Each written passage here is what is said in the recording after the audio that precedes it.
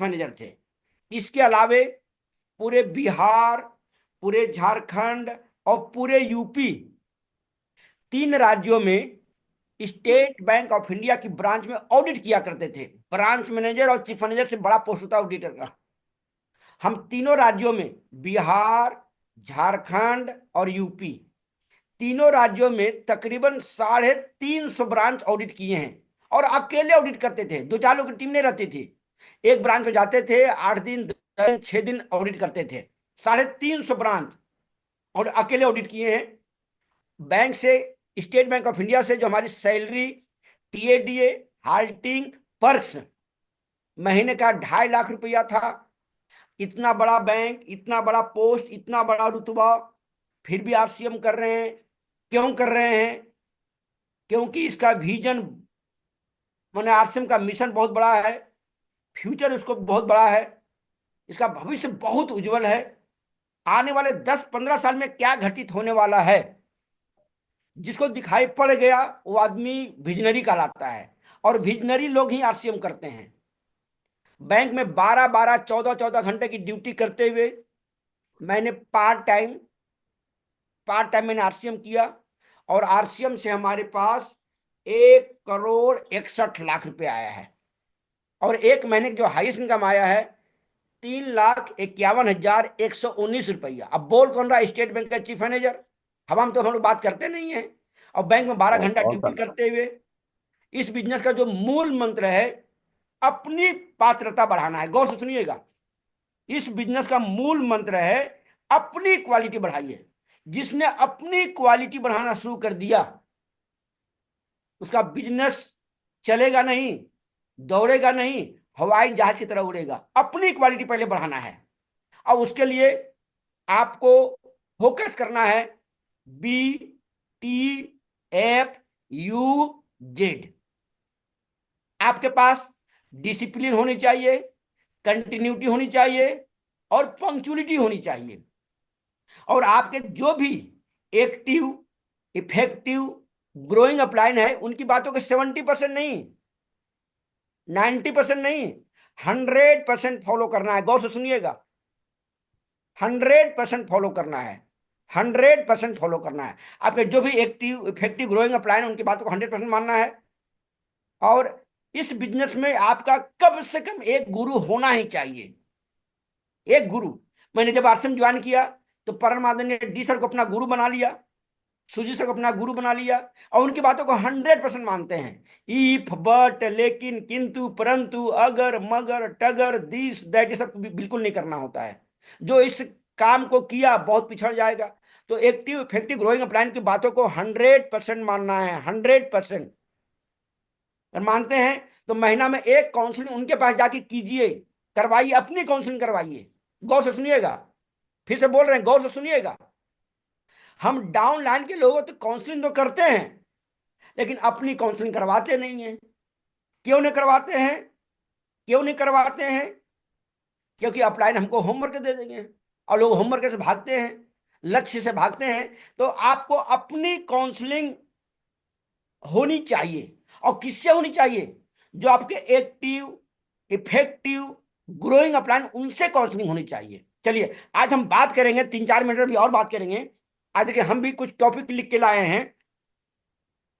आप विश्वास नहीं करेंगे, आज रात में हम उठे हैं 2:30 बजे के आसपास में, 1.5 घंटा किताब पढ़े हैं। अनिल सर, 1.5 घंटा किताब पढ़े हैं आज हम। जी सर। हाँ अनिल सर, आप ही क्लास से डबल लोड में आ रहा है। अच्छा, जब आप ऑन करते हैं ना, देखिए ऑडिट में पकड़े गए थे, ऑडिट में पकड़े गए थे। राजकुमार सर ऑडिट में पकड़े गए थे। वाईफाई और नेट दोनों लगाए थे।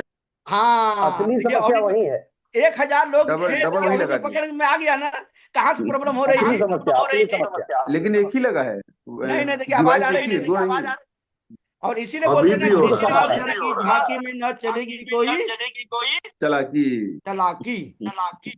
ऑडिट वाले पकड़ लेते हैं तो वर्मा सर के झांकी में ना चलेगी कोई चालाकी। चालाकी। चलिए गाना याद नहीं है, भूल गए। चलिए, अब थोड़ा सा माइक को ऑफ कर दीजिए सभी। जिनका भी माइक ऑन है ऑफ कर दीजिए।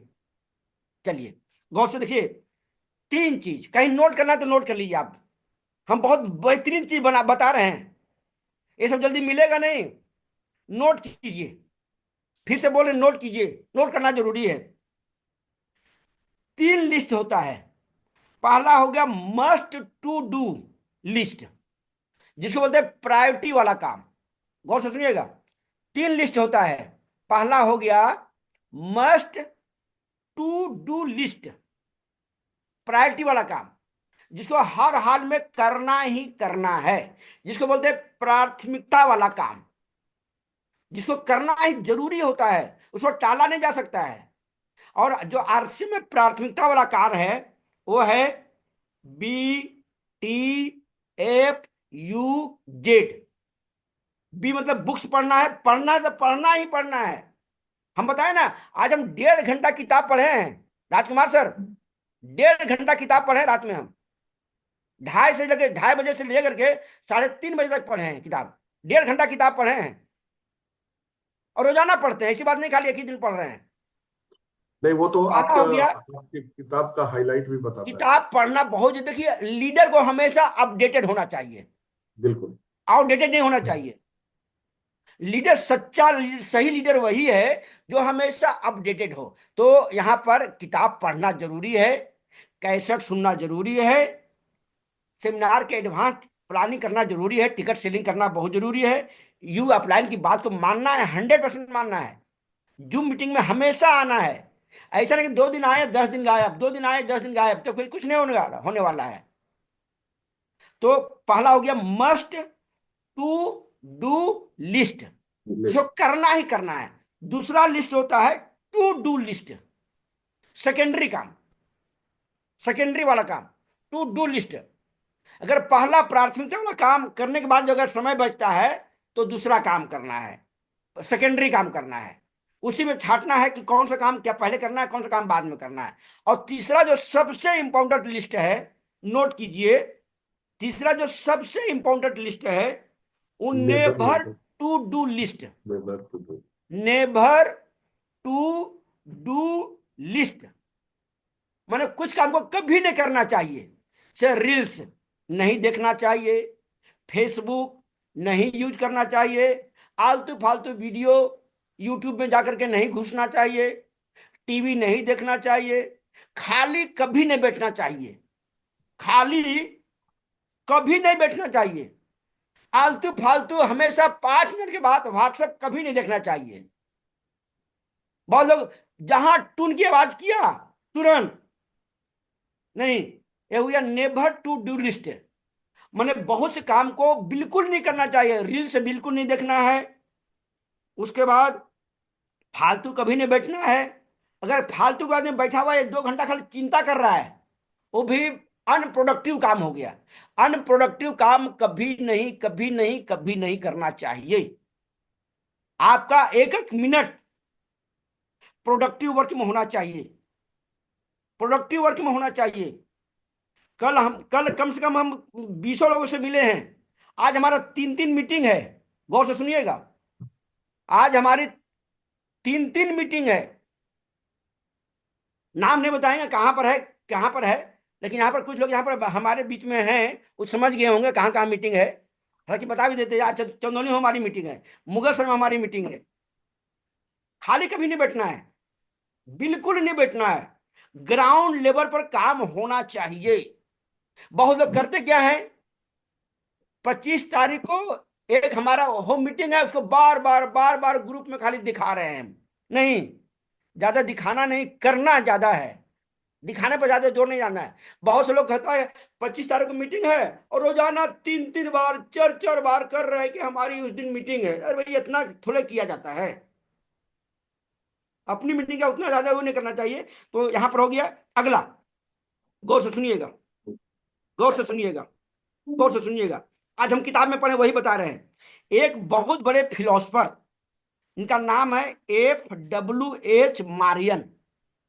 हम अपनी बात नहीं बोल रहे हैं, एक बहुत बड़े फिलोसफर जिनका नाम है FWH मारियन ने कहा था, हमारा दिमाग एक कचरे का ढेर भी है और एक खजाना भी है। हमारा दिमाग एक कचरे का ढेर भी है और दूसरी तरफ देखा जाए तो एक खजाना भी है। जो मस्ट डू लिस्ट पर काम करता है या जो टू डू लिस्ट पर काम करता है उसका दिमाग खजाना है। लेकिन जो आदमी नेवर टू डू लिस्ट पर काम करेगा वो कचरे का ढेर है। जो आदमी नेवर टू डू लिस्ट पर काम करता है। अनिल सर बंद कीजिए अपना आप आपकी डबल रोल में आ फ्रीक्वेंसी जाए मैच हो जा रही है। आज आप डबल रोल में हैं। आप अनिल सर आज डबल रोल में हैं। गौर से सुनिएगा। जो आदमी नेवर टू डू लिस्ट पर काम करता है उसका दिमाग कचरे का ढेर बन जाता है। एक बार क्या हुआ, एक बहुत पहले की बात है, एक बहुत बड़े सम्राट राजा वो एक चीज जानना चाहते थे कि स्वर्ग क्या है, नरक क्या है। तो बहुत लोगों से बात किए, सही उत्तर मिला नहीं। तो उनको मालूम चला कि एक जंगल में एक बहुत बड़े सिद्ध महात्मा रहते हैं। उनको उनसे माने आप अगर क्वेश्चन पूछेंगे तो सही जवाब मिलेगा। तो पहले तो राजा ने उनको बुलाया महात्मा को। महात्मा आने से इनकार कर दिया। महात्मा सिद्ध हस्त महात्मा थे। तो बाद में राजा उनके पास गए। राजा ने जाते के साथ ही पूछा, गौर से सुनिएगा, राजा ने जाते के साथ ही पूछा कि महाराज स्वर्ग क्या है, नरक क्या है। हमने आप आज तक 50 सैकड़ों लोगों से पूछा लेकिन कोई ने सही जवाब दिया नहीं। आपसे जवाब हमको चाहिए। थोड़ा सा ईगो में बोले, घमंड में बोले। राजा था, घमंड में बोले। तो महात्मा जी ने बोला तुमको राजा कौन बना दिया है? तुम तो राजा लायक बनने लायक भी बहुत बड़ा बेवकूफ हो। राजा बनने लायक है तुम हो ही नहीं। तुमको राजा कौन बना दिया? ये सब कोई छोटा मोटा क्वेश्चन पूछा जाता है हमसे। राजा को बहुत गुस्सा आ गया। उन्होंने तलवार निकाला और फिर वार करने के लिए शुरू हो गए। जैसी तलवार निकाला राजा गुस्से में तो आग बबूला हो गए। तो महात्मा ने कहा यही नरक है, यही नरक है। छोटी सी बात पर बबूला हो गए हैं, यही नरक है। जब बाद में कुछ लोगों ने समझाया कि बहुत बड़े सिद्धहस्त महापुरुष हैं, इन पर कुछ मोह मत कीजिए, शांत हो जाइए। तो बाद में राजा ने पैर पकड़ के माफी मांगा, बोला यही स्वर्ग है, यही स्वर्ग है। दोनों चीज बता दिए। राजा संतुष्ट हो गए, उनको दंडवत प्रणाम किए और चले गए।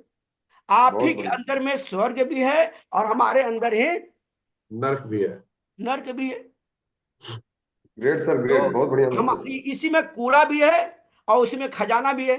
इसी में गरीबी भी छिपा हुआ है और इसी में अमीरी भी छिपा हुआ है।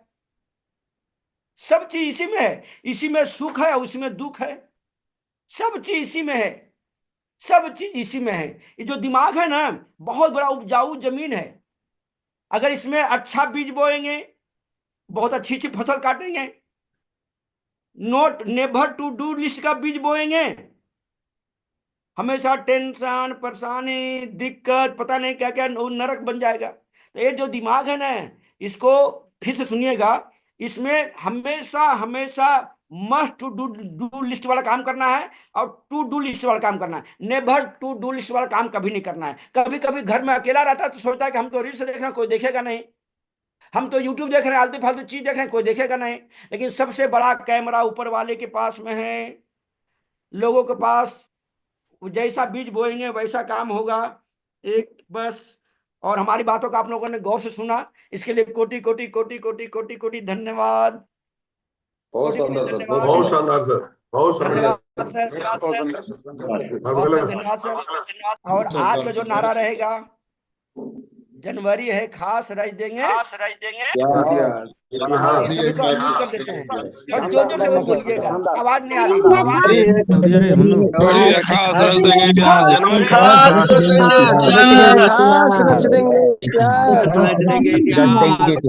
जनवरी